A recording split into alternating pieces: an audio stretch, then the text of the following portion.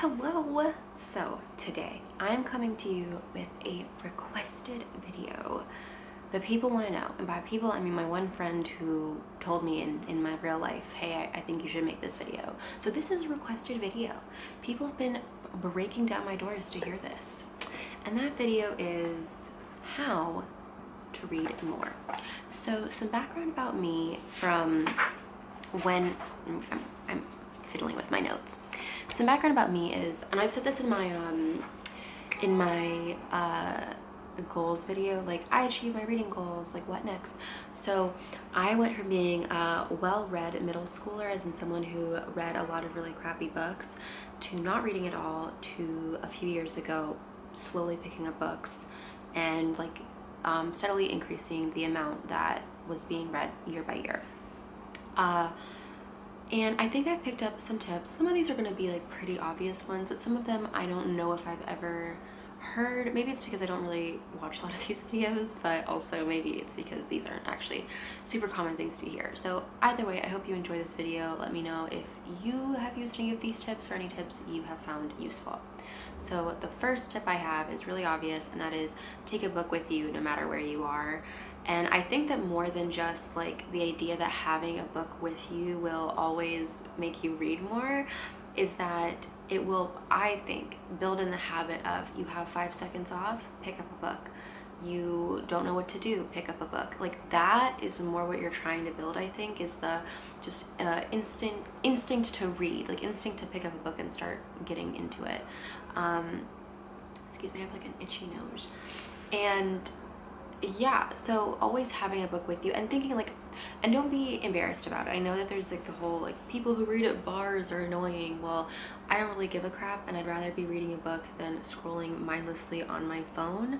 So I literally, if I'm waiting for someone, I will pick up a book. If I'm like on a date, I'm not even kidding, if I'm on a date and they go to the bathroom, I will pick up my book and read. Like I don't care.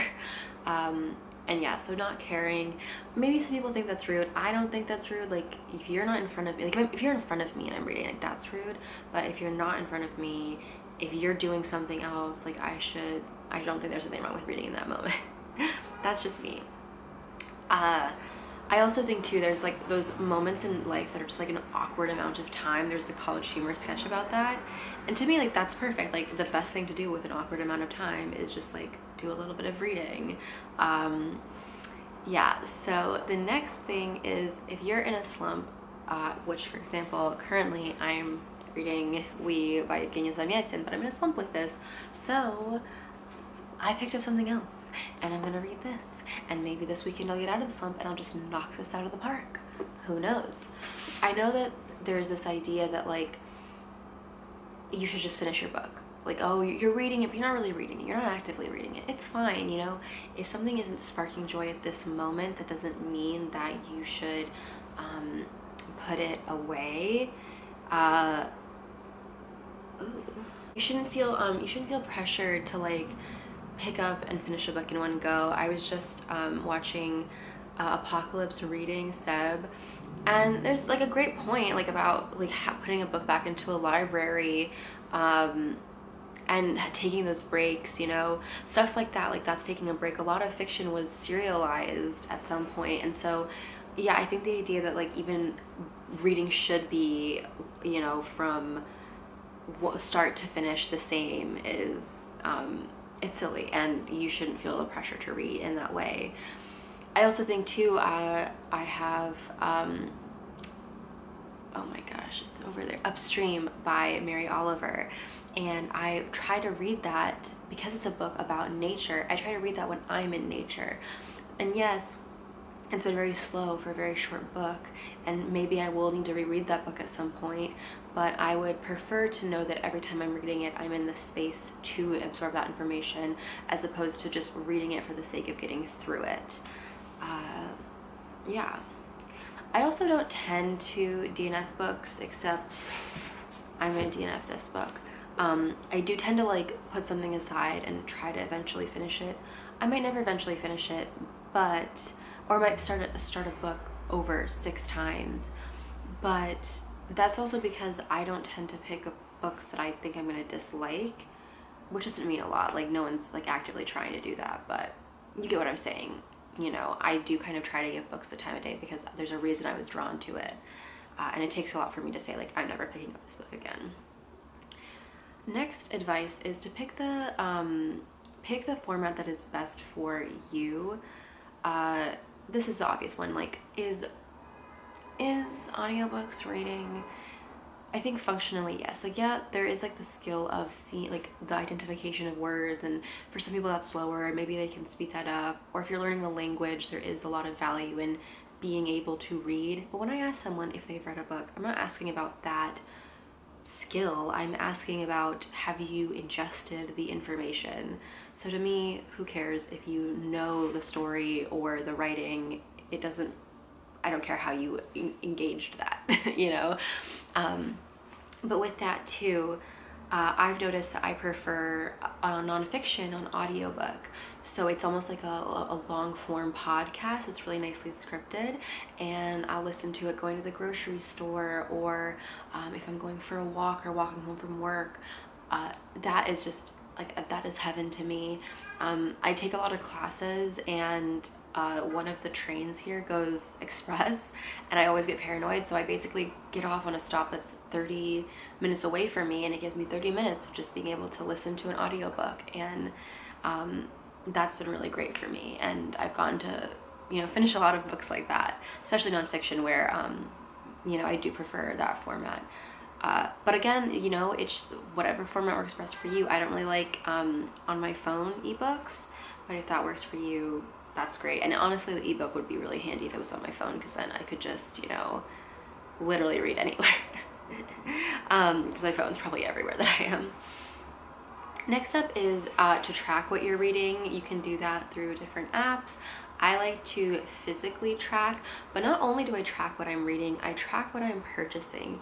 I feel like for a long time there, I was more of a book collector than a book reader, and kind of having these lists and having this knowledge of, like, you know what, I bought that book like a year ago at this particular time, like I should finish that. The other thing that I enjoy about this too is I tend to write down like where I was and what I was doing. So like, oh, I was like, you know, back in North Carolina, and I bought this book with these people. So not only is there a memory attached to it, but there's also that sense of like when I finished that book. So what was I, sorry, my camera heated up. I need to get a new camera, but I don't want to spend a lot of money on a new camera. So yeah, tracking when I've read things, and then there's something really satisfying too about once I've read something entirely, like, oh, I read all of the books from that particular trip. There's a really nice satisfaction in being like, I have completed all of that. I purchased those books and I finished them. I find the whole process very satisfying. Yes. I also think that this kind of goes into the next one, right? This is sort of in between these two. I don't view reading books as like, oh, I finished all these books, I can therefore go buy more books. I don't see it in that way, which I think has helped me avoid like a very toxic mentality in like shopping is a reward for something. I used to have something with makeup that I did, and like that kind of became really bad, and I had a lot of pressure that I put on myself in a really weird way. But with books, the way that I do it, how I kind of reward myself for reading, is more reading. Now this is kind of silly, but I've done this before where I make TBRs, but the idea is, after I finish all these books, my reward is a book that I've been like really wanting to read, or something I've been holding off on. And I did that for War and Peace. I had like maybe 8 books on that list, and the only one I didn't finish is this one, but I hate this, so I'm not gonna even try.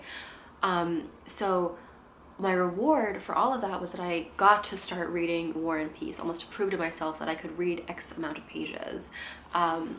Funny enough, I read maybe 200 pages of War and Peace early last year. I just put it down because I was in a slump, and I'm not going to read if I'm in a slump. So I do plan to get back to that quite shortly, but it was very satisfying. And even though I haven't finished War and Peace, it was like there's something that felt quite good about that. Like, oh, I'm like slowly marching towards this like bigger thing, and it was really quite satisfying.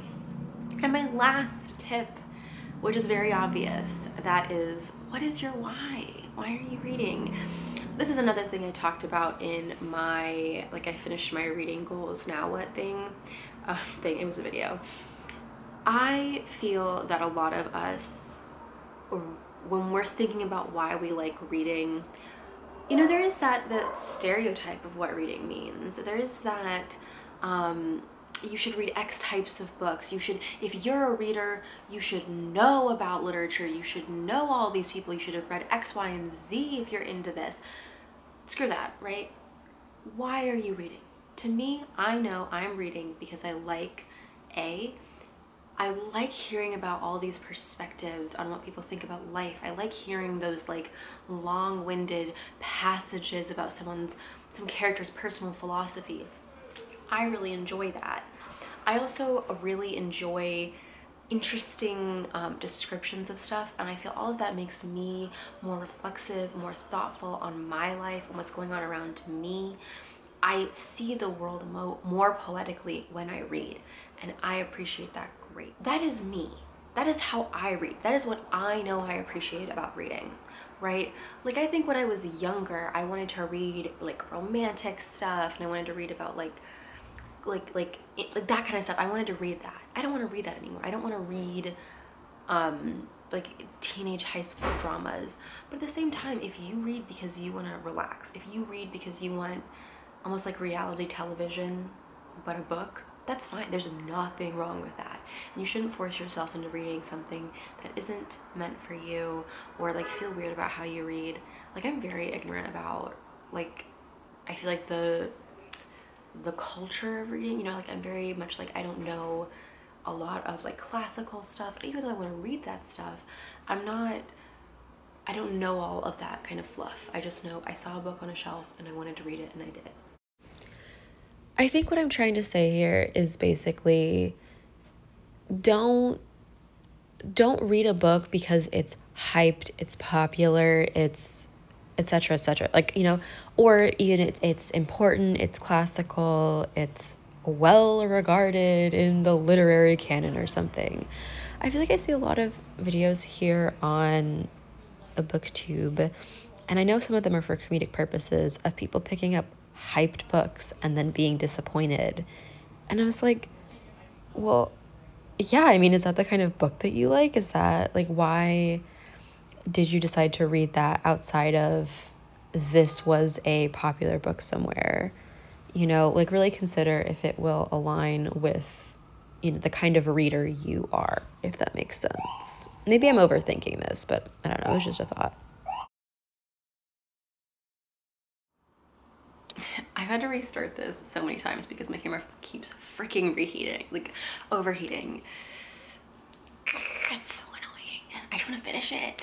I guess it is like good practice to like, hey dummy, finish your videos in not 30 minutes, but what if I have 30 minutes worth of stuff to say?